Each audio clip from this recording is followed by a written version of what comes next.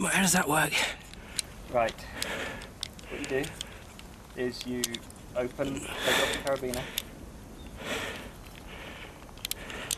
lift the red up a little bit, pull it like you prise it apart, that's it, and then spin it, flip it around the rope. Right, does that work? That does. Thank God for you.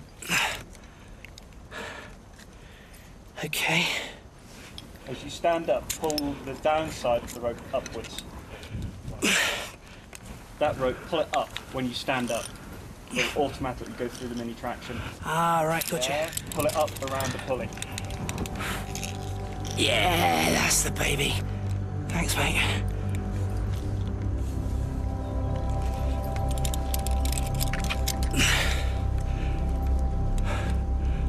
Steve's troubles aren't over yet.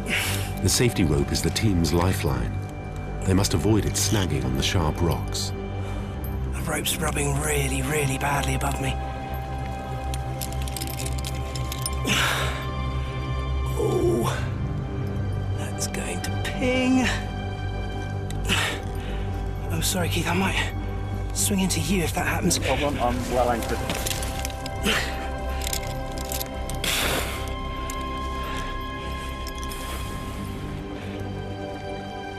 Steve must make his moves with the utmost care.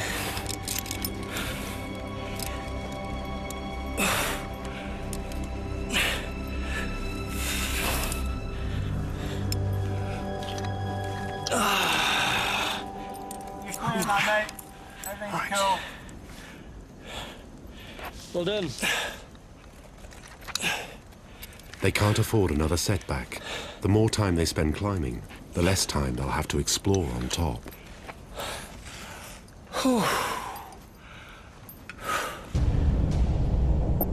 But there's no guarantee they'll even make it.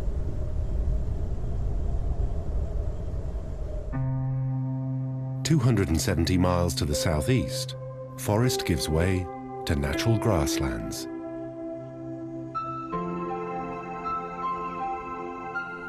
Here, jungle wildlife shares space with the cattle from a few remote ranches. Camerawoman Justine Evans is on her mission to find the creatures which live here. Look at that. Beautiful. We've got marsh around here, and some of it's quite deep. And horses can cross it really easily, but for us, it would just be a real pain wading through all this water all the time. It's such a great way to get about. She's heading to the shade of the forested islands that pepper the landscape.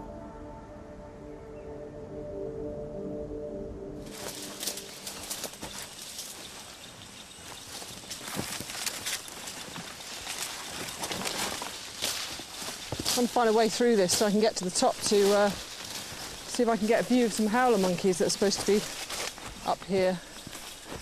Lots of gnawing, signs of gnawing going on here. You can see up here. That looks really like monkey damage to me. I don't know about howlers, maybe something like squirrel monkeys. Wow, well that's a good sign. Definitely monkeys around here. It looks quite fresh, this as well.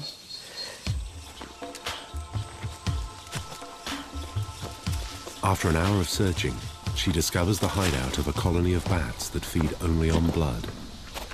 Vampires.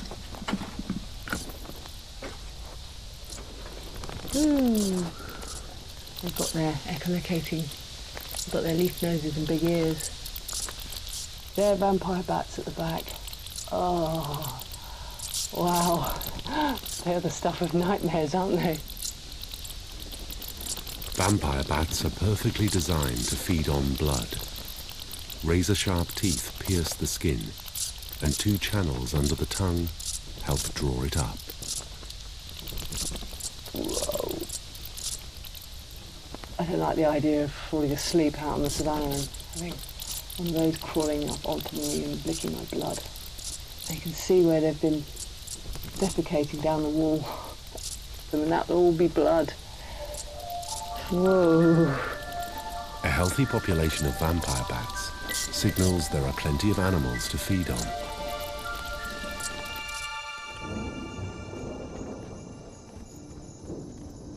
Tonight, Justine will camp out on the grassland.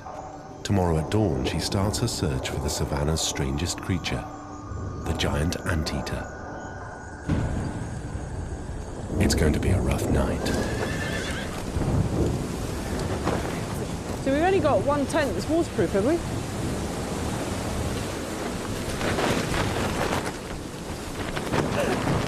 The tents have got no outer sheets. There's no way of holding them down. It's all a disaster.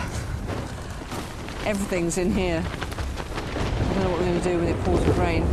We can't all sleep in here. We're just going to have to hide away for a while.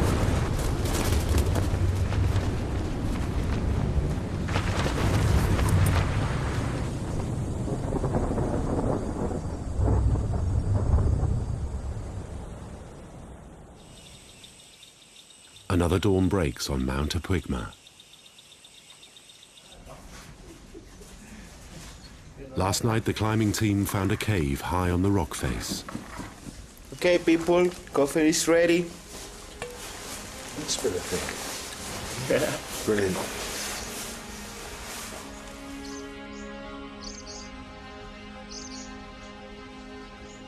John and I have just popped out.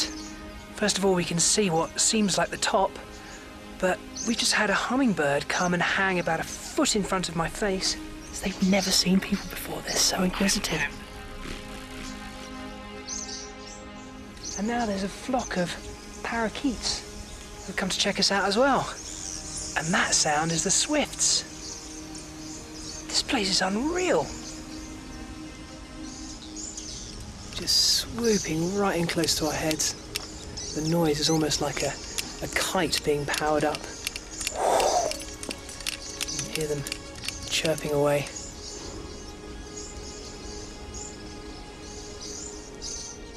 I get rather excited here, but there's also a little bug here and I have absolutely no idea what it is. With such a wealth of wildlife on the cliff face, the prospects for the top are richer still.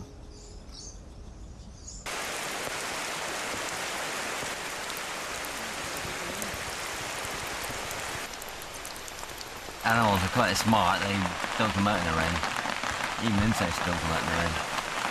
We'll have to sit and wait it out, unfortunately. But we've got so few days here, we've lost a day, effectively, just because of the rain.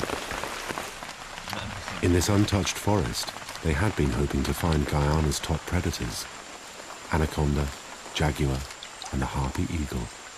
Just what I said, it couldn't get any worse. The porridge is burnt. It's not good for a Scotsman, is it? Burnt porridge. The rain's eased off a bit. Yeah, it has.